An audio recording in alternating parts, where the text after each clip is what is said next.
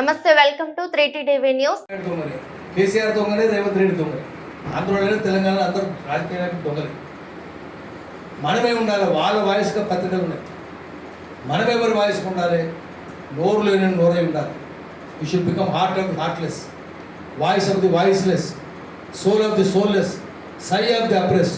అనగారిన ప్రజలు నిట్టూర్పును ఆంప్లిఫైర్లు పెట్టి పరిపాలన చేసి వాళ్ళ చెవులు బద్దలు కొట్టాడు అనిపించాలి.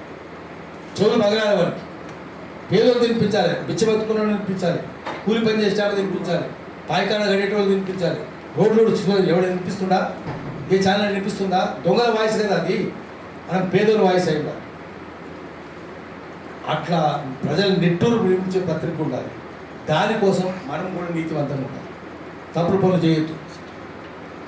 అందుకని మనము డిజిటల్ మీడియా జర్నలిస్టు ఒక మేనిఫెస్టో రాసుకోవాలి. ఇది మా లక్ష్యం, మేము ఇది సాధిస్తాం, మా లక్ష్యం ఇది అని ఒక మేనిఫెస్టో రాసుకోవాలి. తర్వాత ఒక నిబంధనలు రాసుకోవాలి. దీంట్లో ఉన్న వాళ్ళు ఎట్లుండాలి, ఈ తప్పుడు పని చేయొద్దు, ప్రెస్ క్లబే జరగద్దు. ప్రెస్ క్లబ్ అంటే తాగుపోతున్న సంగతి ఏం జరుగుతారు? మీకు ప్రభుత్వాలు ఇచ్చే అక్రెడిటేషన్ కూడా తీసుకోవద్దు.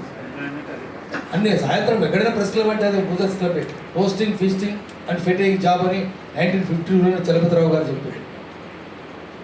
అంతే కదా, జర్నలిస్టులు ఎందుకు మనకు ఆ ప్రెస్ క్లబ్ ఎందుకు? మనకు ప్రెస్ క్లబ్ సభ్యత నేను ఎప్పుడు చేరలేదు, చైర్మన్ అడిగినా చేరలేదు. నేను ఉదయం చీఫ్గా ఉంటాను, ఏబీకే ప్రసాద్ కూడా అడిగాను వచ్చి నేను చేరమని చెప్పినాను.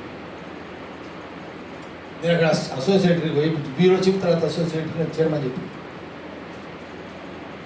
ప్రెస్ క్లబ్ అవసరమే లేదు.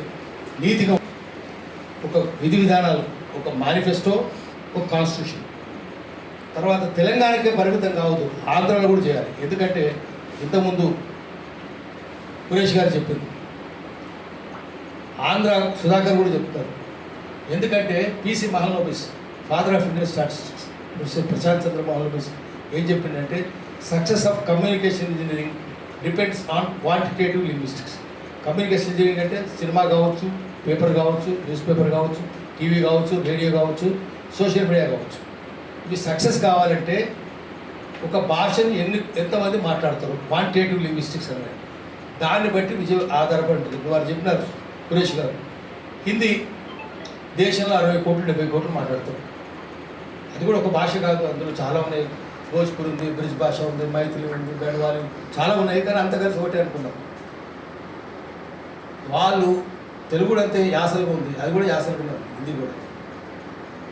అట్లా సక్సెస్ కావాలంటే మనం తెలుగు, ఆంధ్ర తెలంగాణ రెండు సమస్యలు ఒకటే కదా, భాష ఒకటే కదా. నువ్వు నేల అక్కడ నేలనే, ఇక్కడ నేలనే, అక్కడ మబ్బులే, ఇక్కడ మబ్బులే, అక్కడ వారనే, అక్కడ ఇక్కడ వారనే, అక్కడ నీళ్ళే, ఇక్కడ నీళ్ళే. తేడా ఏముంది? తేడా ఏం లేదు. ఇంకో విషయం ఏంటంటే, తెలంగాణ కంటే ఎక్కువ ఉర్దూ మాటలు ఆంధ్రలో ఉన్నాయి, అది తెలియదు ఆ విషయం. పురుషి ఉర్దూ, చెప్పలు ఉర్దూ, కలం ఉర్దూ, కలం అంటే కలపం ఒరిజినల్గా, పట్టి అంటే పలక, పట్టిగా అయింది ఉర్దూ.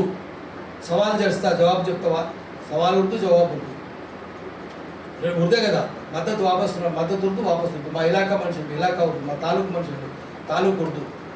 ఒకటి కాదు, తాజా ఖబర్ అండి, తాజా ఉర్దూ, ఖబర్ ఉర్దూ. తెలుగు కాదు అవన్నీ, తెలుగు అనుకోవచ్చు. వాళ్ళు అక్కడ కౌరక్యాంధ్రని జంజాల పాపేసేస్తున్నారు అనేది తెలియదు. తెలంగాణ కంటే ఎక్కువ ఉర్దూ అక్కడే ఉంది.